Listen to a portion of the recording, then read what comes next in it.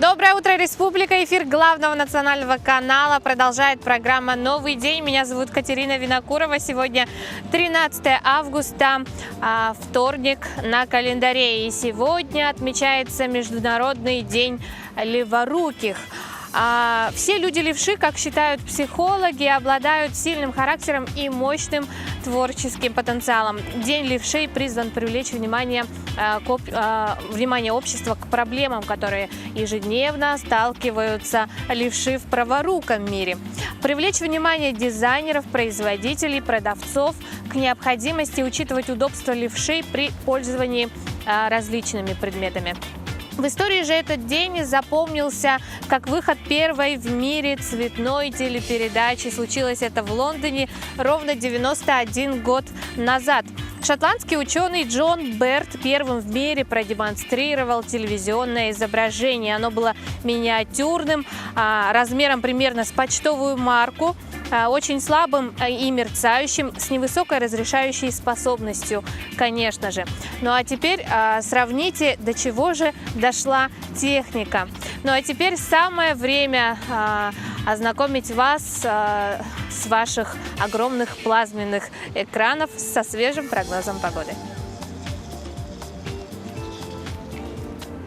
Итак, сегодня в центральных улусах в 6 часов утра температура воздуха составила плюс 8, плюс 9 градусов. Днем ожидается до плюс 22, плюс 24 градусов. Заречье утром плюс 9, плюс 16, днем плюс 20, плюс 24. А в южных утром плюс 8, плюс 13, днем плюс 16, плюс 23. В Вилюйских утром плюс 9, плюс 12, днем плюс 24, плюс 25 градусов. В Нижнеленских утром плюс 11, плюс 15, днем плюс 24, плюс 25. В западных плюс 12 утром, днем до плюс 16, плюс 22. В Колымайдигирских улусах плюс 5, плюс 13 утром, днем плюс 12, плюс 20. В Янских улусах плюс 3, плюс 13 утром, днем плюс 16, плюс 24. В северо-западных улусах плюс 10, 14 утром, днем плюс 14, 26 градусов со знаком плюс.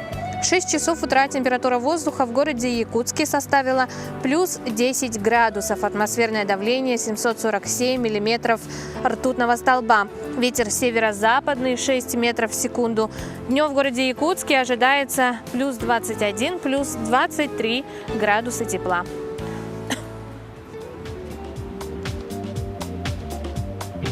Что ж, а далее передаю слово своим коллегам из информационной службы.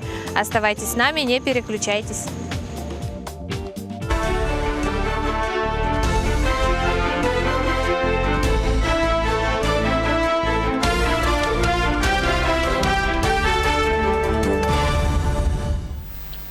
Здравствуйте, в эфире новости, в студии Юлия Великодная.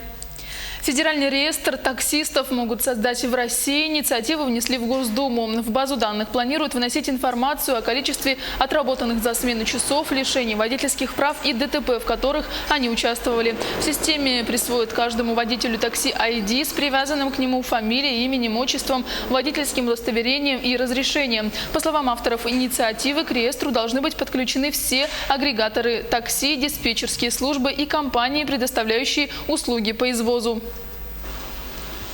Приостановят подачу холодной воды в столице республики. Все отключения плановые. В связи с промывкой и дезинфекцией временно ограничат подачу холодной воды с 22 часов сегодня, 13 августа, до 6 утра следующего дня. Под отключение попадают 75-й квартал, ГРЭС-2, санаторий Чебдик, спортивный центр «Тандем», гостиница «Онтарио», котельные «Сосновый Бор», промкомплекс, центральный теплопункт. Также запланированы отключения 14 и 15 августа в кварталах 10, 13, 14, 36, микрорайонах ДСК, Воинская часть, Илинка, жилом доме номер 9 по улице Красильникова, Сергеляском шоссе 4 километре и частично Залаге.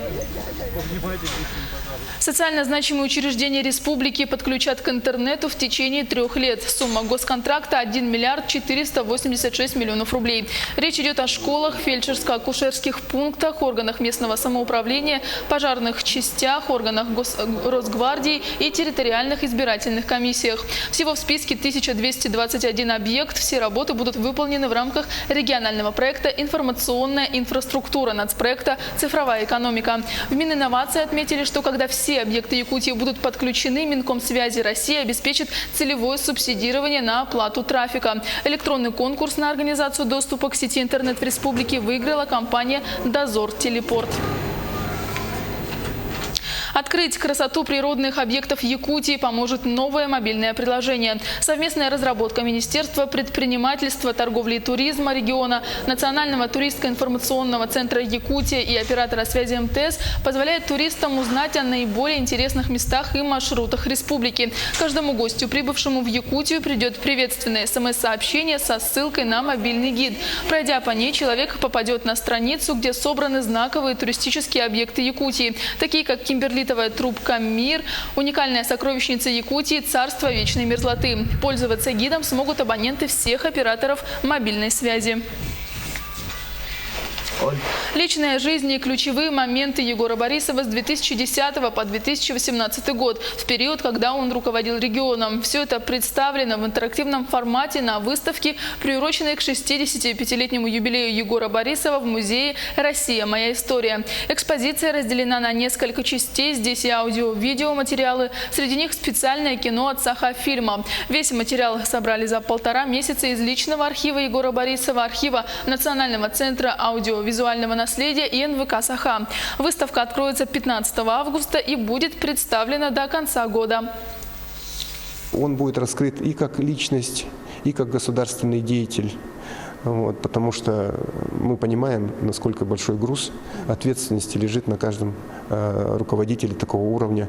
И здесь вот в тач-панелях мы структурировали эту информацию. Также будут планшеты у нас, специально оборудована зона, где посетители смогут присесть и просмотреть отдельные сюжеты.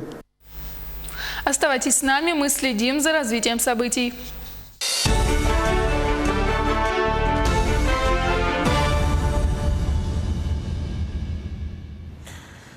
Спасибо коллегам. Мы продолжаем. Если вы хотите не только сохранить, но и приумножить свои финансы, если хотите, чтобы прибыль росла независимо от ваших действий, то следующий сюжет специально для вас. В Якутске начал работу инвестиционный банк «Финам». Столица республики стала 98-м российским городом, в котором представлен крупнейший отечественный брокер. Компания планирует предоставить якутским инвесторам весь комплекс услуг, доступных ее клиентам в крупнейших городах России. От обучения работе на рынке ценных бумаг до доверительного управления активами. Услуги «Финама» ориентированы как на физических, так и юридических лиц. Наши клиенты могут торговать на всех рынках с единым обеспечением, что позволяет максимально снизить издержки трейдинга, то есть торговых операций. Помимо этого, мы также предоставляем целый набор банковских услуг, помимо брокерских, таких как различные виды кредитования, в том числе под залог ценных бумаг на брокерском счете, также карточные продукты, ну и стандартные банковские услуги, процессы и продукты. Банк «Финам» меняет привычный подход к инвестициям и дает возможность каждому мгновенно подбирать наиболее эффективные стратегии, получать информацию о лучших сделках, общаться с опытными трейдерами, работать на крупнейших площадках мира. Одним из важных преимуществ работы с нашим региональным отделением является то, что вы можете пользоваться уже целым спектром бесплатных сервисов, таких как, например, бесплатный сервис Free Trade, который позволяет торговать на любых рынках без уплаты каких-либо комиссионных брокерских сборов. В данном случае торговля доступна через мобильное приложение на Android либо на iOS, и, собственно, вы можете, имея минимальные знания о рынке, начать торговую деятельность. Если у вас нет опыта, интеллектуальный сервис позволит вам отобрать оптимальные именно для вас торговые стратегии, задать вопросы авторам и начать автоматически повторять их сделки с максимально высокой точностью. Мне понравились инструменты банка Финам, и я решила сотрудничать с этим банком, потому что благодаря этим инструментам мои доходы будут зависеть уже не напрямую от меня, они будут расти, независимо от моих усилий. А так как я работаю бизнес-консультантом, я отношусь к деньгам очень серьезно, и этот банк, мне кажется, для серьезных людей. Здесь предлагают лучший выбор доступных решений для достижения финансовых целей. Привыкайте к будущему, привыкайте к лучшему. Получайте доход вместе с банком Финам. Дорогие телезрители, жители города, мы бы хотели пригласить вас к нам в банк для того, чтобы ознакомиться с нашими продуктами, процессами, услугами и чтобы вы могли получить максимальную консультационную поддержку в нашем банке. Добро пожаловать в новый день, 13 августа, вторник на календаре. Мы продолжаем вещать для вас с площади сквера Ворота Якутска. И продолжаем наш эфир. Что такое овердрафт? Как им пользоваться? О плюсах и о минусах нам рассказали и пояснили в Центробанке. Означает перерасход. То есть, когда банк одобрил овердрафт по вашей карте, вы можете осуществить покупку даже при отсутствии или при недостаточном наличии денежных средств на вашем счете. И как только денежные средства поступят на ваш счет, банк моментально в автоматическом режиме спишет этот перерасход в свою пользу. Овердрафт – это тот же кредит, и банк выдает его на определенных условиях. Заранее оговаривает с вами максимальную сумму овердрафта, проценты по нему, беспроцентный период, если он есть, а также пени и штрафы в случае просрочки. Главное отличие состоит в том, что овердрафт работает по дебетовым картам, то есть по зарплатным картам, по картам, на которые поступают регулярные платежи. Лимит по овердрафту не должен превышать сумму регулярных платежей больше, чем в 2 раза. Срок погашения овердрафта составляет 1 месяц, в крайнем случае 2 месяца. В течение этого периода вы обязаны погасить овердрафт, и только после этого можете пользоваться им снова. Проценты по овердрафту несколько выше, чем по кредитным картам или по кредитам. Но учитывая то, что срок погашения кредита овердрафта быстрый, то, соответственно, и переплата будет небольшая. Овердрафт списывается автоматически и в полной сумме. В целом, овердрафт – это удобный и выгодный инструмент. Но прежде чем воспользоваться овердрафтом, нужно, конечно, проговорить со своим банком все условия по нему. Овердрафт – это инструмент, который требует финансовой дисциплины. Когда подросток заканчивает школу, встает проблема выбора профессии. Аргументы «за», «против», что от обилия всей информации голова просто идет кругом. Количество различных специальностей на данный момент огромное количество. У каждого своя специфика и особенности. И, согласитесь, не каждая подходит будущему студенту. О важности выбора будущего дела подробнее в следующем сюжете. Профессия – один из главных жизненных выборов, совершаемых человеком в юном возрасте, так как, выбирая профессию, он выбирает и образ жизни. Профориентационной работе за последние годы уделяется серьезное внимание. Это связано с тем, что вы же сами представляете, везде идут сокращения, рабочих мест с каждым годом становится меньше, но есть новые профессии. Каждый ребенок, каждая семья, они должны быть настолько информированными, чтобы правильно, осознанно выбрать сферу деятельности. Но здесь важно учесть свои собственные индивидуальные особенности. Кто я, кем я буду, какие у меня интересы, чем я хочу заниматься, какие у меня способности. Старшеклассники уже давно, наверное, построили какую-то определенную цель, но не всегда результаты оправдываются. И получается, выпускник уже имеет трудности при поступлении на бюджетные места. Не надо отчаиваться, потому что есть различные скидки, льготы, но заранее семья должна об этом знать. В первую очередь на бюджетные места претендуют победители и призеры всероссийских международных олимпиад, но есть другая форма льготы.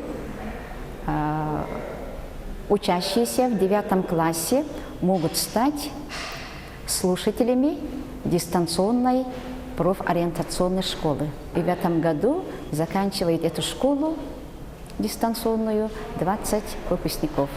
Они уже имеют сертификат о том, что при поступлении на внебюджетные места у них скидка от общей суммы оплаты на 50-54%. Ежемесячно мы въезжали к ним в районные центры, проводили семинары, тренинговые занятия, профориентационную диагностику, консультации. Потом дети приезжали к нам на профориентационную стажировку. То есть здесь организуются такие условия, чтобы они ходили по различным организациям, промышленным предприятиям и так далее, чтобы они там увидели реально условия труда. Семья тоже постоянно ежемесячно получает информацию в виде видеолекций, презентаций, различных материалов. И по итогам 3-го семестра каждый старшеклассник должен написать проект, и после успешной защиты он становится выпускником данной школы дистанционной и получает право на льготу. И мне хотелось бы пожелать каждому выпускнику удачи на экзаменах. Самое главное – не терять надежды и стремиться к своей мечте. А тем временем в Минпромторге сообщили, что сейчас идет разработка предварительного национального стандарта на школьную форму, которую планируется утвердить уже в следующем году. Почему у тебя банты разные? А у меня потому что фамилия такая. Разно-Светова.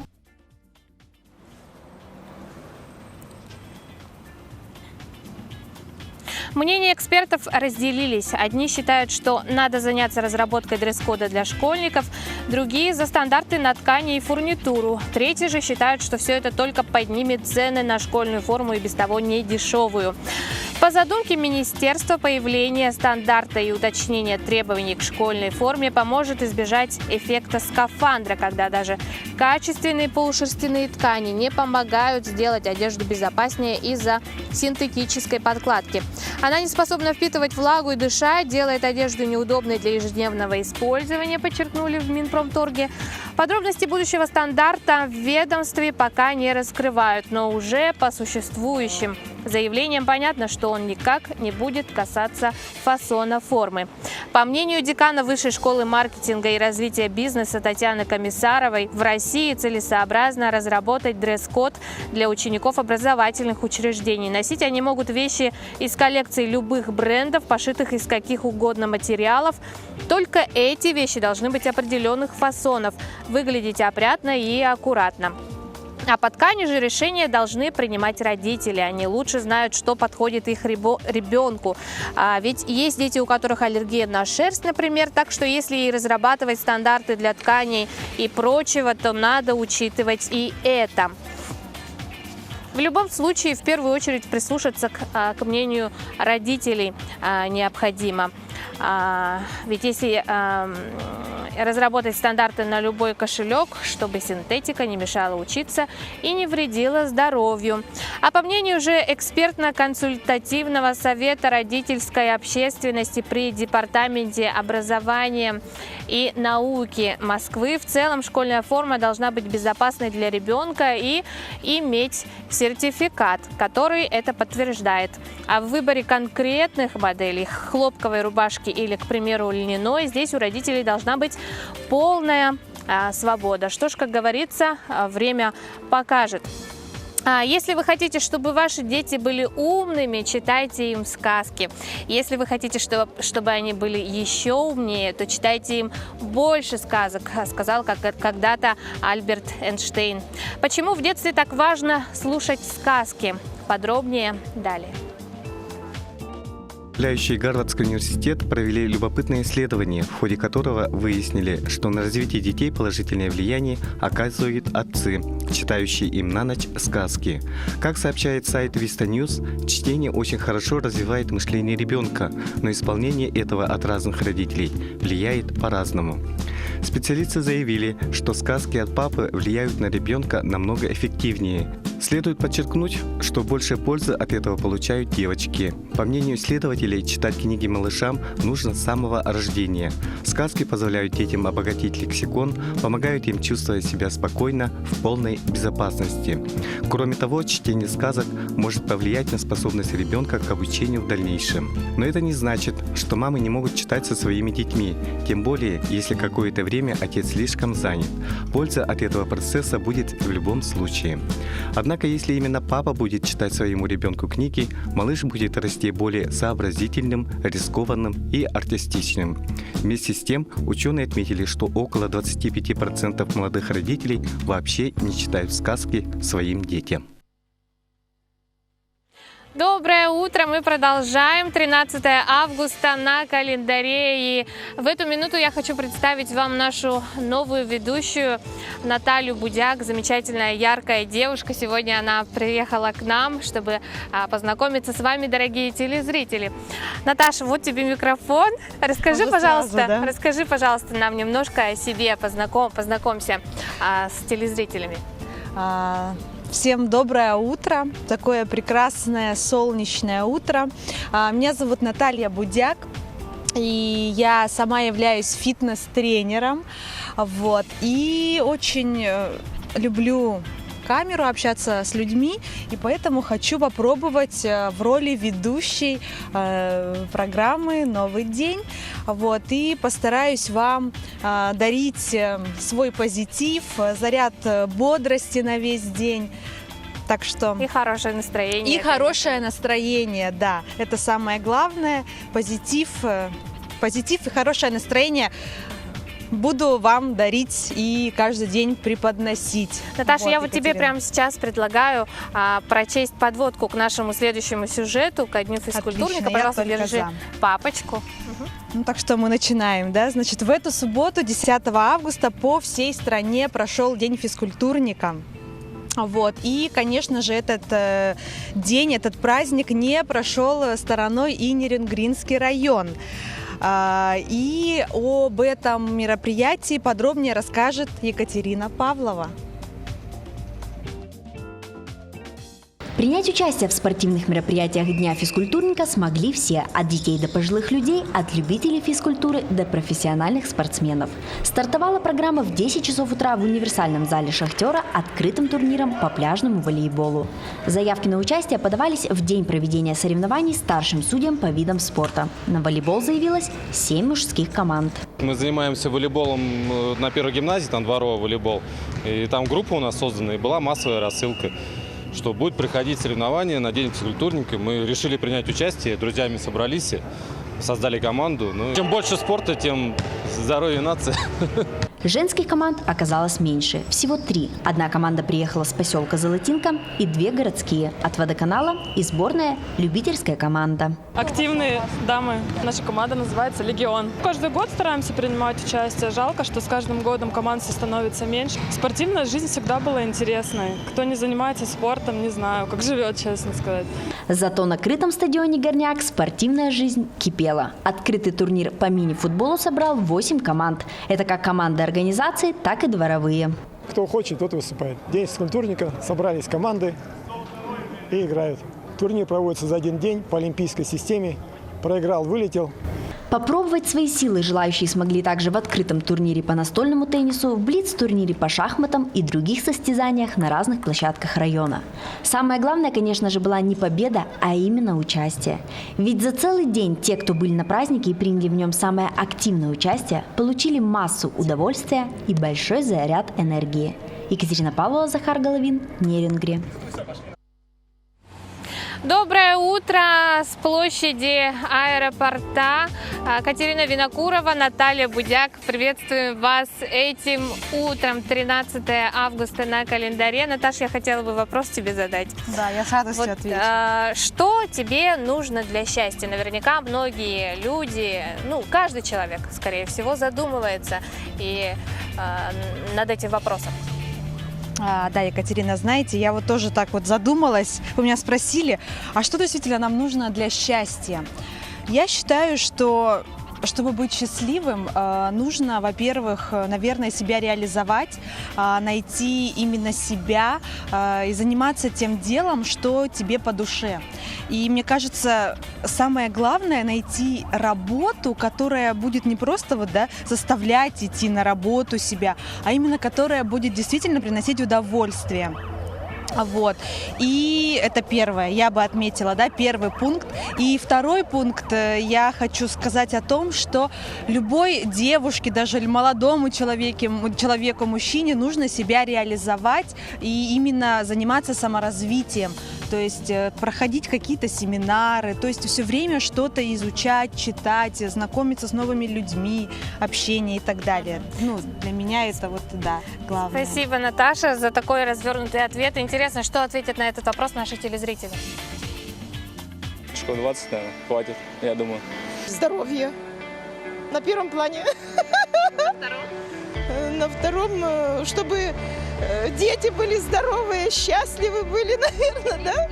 Близкие, чтобы были здоровыми. Это самое главное сегодня. Чтобы был мир на всей земле. Да, все были здоровы, счастливы, все улыбались люди. Да, чтобы дети, наверное, здоровы были. Семейной любви. Чтобы все в семье было хорошо. Вот это самое главное. Чтобы дети были здоровые, жена была здорова. Это самое главное. И работа была обязательно. Чтобы не было войны, наверное. Потому что у меня сыновья, 2 сыновей. И я вот по этому поводу очень переживаю. Мир во всем мире.